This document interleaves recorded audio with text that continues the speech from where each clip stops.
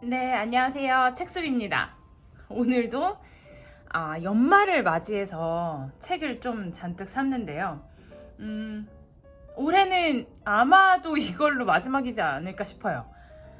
더 이상 사면 읽는 속도보다 사는 속도가 좀 더 빠르지 않을까요?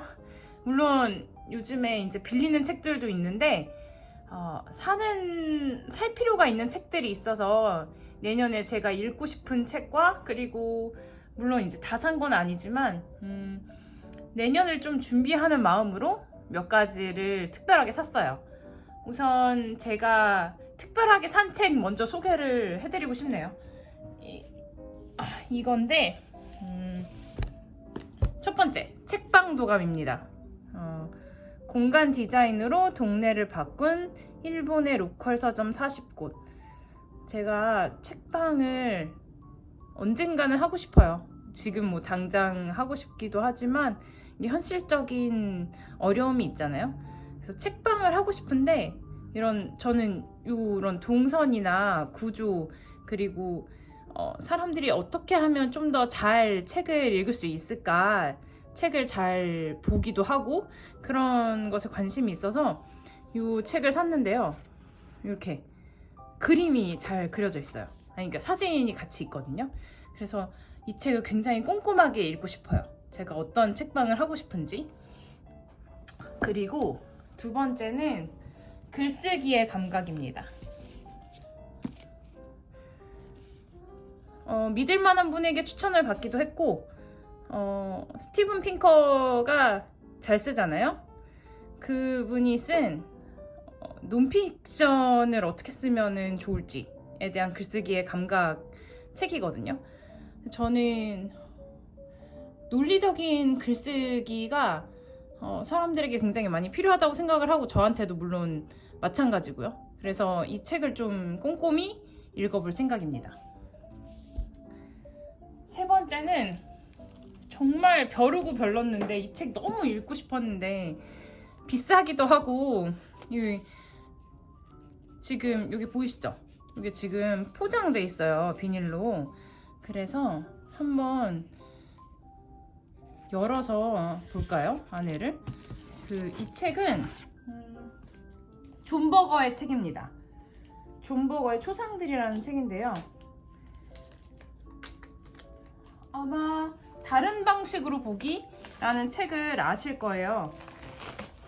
그분이 쓴 다른 책입니다. 초상들.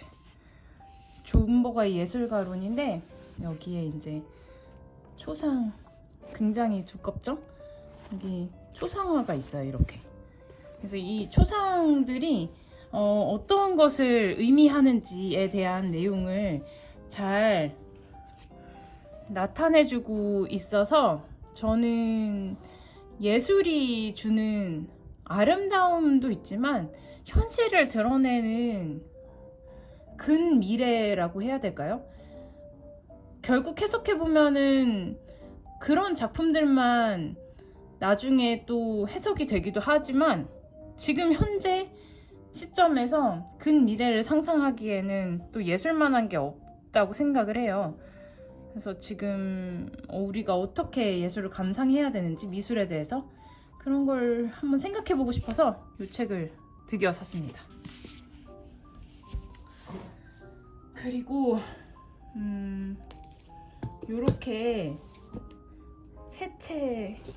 세 가지 책을 한꺼번에 이렇게 세 개입니다. 브루노 교육의 문화, 교육론, 마지막 강의. 이렇게 세 개는 제가 좀 교육에 대해서 제대로 공부한 적은 없잖아요. 그래가지고 책으로 한번 천천히 읽어보면서 어떻게 교육의 문화 아니면 지금의 상황에 대한 힌트를 얻을 수 있을까 싶어서 한번 사봤습니다. 교육론. 이건 뭐 교육학 하시는 분들이 항상 읽는 책 중에 하나라고 알고 있어요. 그리고 이 책도 언어에 관련된 그 마지막 강의 내용이 굉장히 좋을 것 같아서 한번 궁금해서 샀습니다.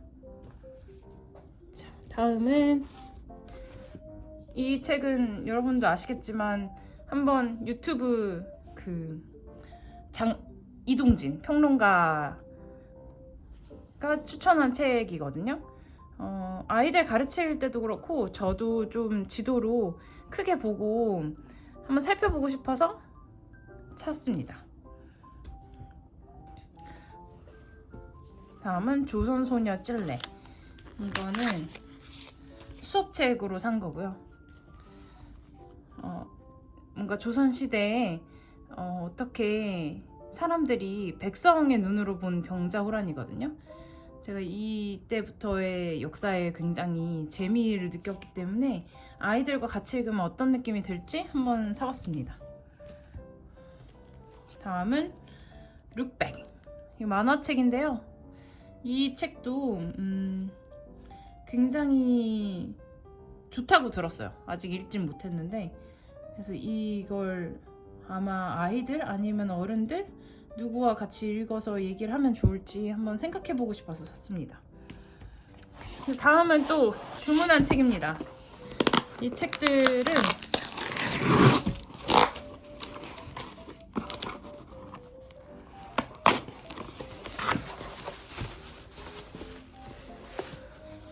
한국 정치의 결정적 순간들. 시의적절하게 또 주문한 거기도 하지만 원래 제가 아이들과 함께 읽으려고 수업책으로 고른 책이에요. 그래서 독재부터 촛불까지 대한민국은 어떻게 만들어졌는가에 대해서 조금 아이들이 읽을 수 있을 정도라고 저는 생각을 하는데, 어른들도 물론 당연히 읽을 수 있고요. 제가 좋아하는 서가명강 시리즈 중에 한 권입니다. 그래서 한국 정치에 대한 어떻게 흘러왔는지 물론 다 알면 좋겠지만 결정적인 순간들에 대해서 이야기하고 있습니다. 네, 올해의 책 중에 하나이기도 하고요. 제가 아는 저자분이 쓴 건데, 이 별일 하고 산다, 이제 10가지 일에 대한 이야기거든요. 일에 대해서 어떻게 생각하는지 좀 더 차분히 생각하고 싶은 분에게 선물해주고 싶어서 샀습니다. 네, 벌거벗은 한국사. 이것도 이제 수업책이고요. 조선사에 대해서 어떻게 읽으면 좀 더 재미있을까 싶어가지고 이 책으로 한번 수업해보고 싶어서 샀습니다.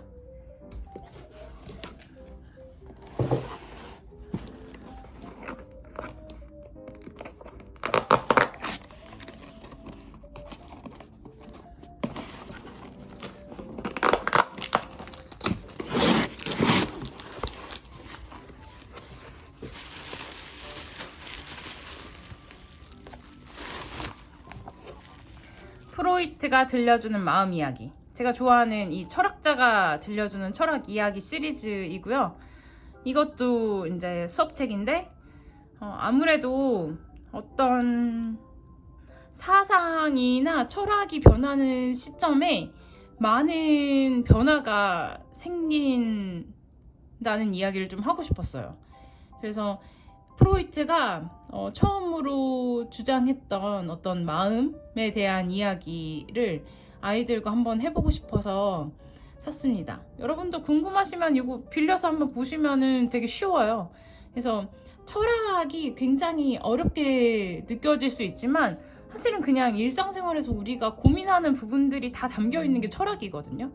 그래서 아이들이 좀 그런 감각을 되게 쉽게 익혔으면 좋겠다는 마음이 저는 굉장히 커요. 그래서 이런 시리즈 책을 시의적절하게 같이 이야기를 해보면 좋을 것 같아서 샀습니다. 우리에게는 헌법이 있다. 지금 서가명강 시리즈 책을 계속 소개하고 있는데 저는 다 읽은 책이에요. 최근에 나온 시리즈까지 다 읽었고요. 하나도 빠짐없이. 서가명강 시리즈는 참 많은 다양한 분야의 주제를 다루고 있는데, 최근 가장 중요한 것 중에 하나가 우리에게는 헌법이 있다라는 헌법에 대한 부분을 저는 좀 알아둬야 된다고 생각을 하거든요.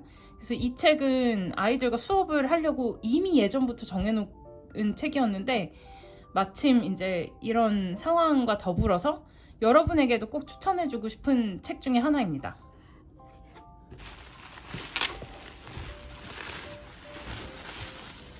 하드리아누스 황제의 회상록 1권. 이거는 지금 같은 곳에 이제 누가 사가셔가지고 못 샀고요. 지금 어른들이 어떤 걸 읽으면 좋을까? 철학책으로. 뭐 이런 생각을 하다가 저는 이 책을 좀 읽으면 어떨까 싶어서 샀습니다. 네. 그러면 오늘 제가 산 책은 여기서 이제 마치고요. 그리고 다음번에는 제가 진짜 빌린 책이나 읽고 있는 책으로 소개를 해드리도록 하겠습니다. 다음에 만나요. 감사합니다.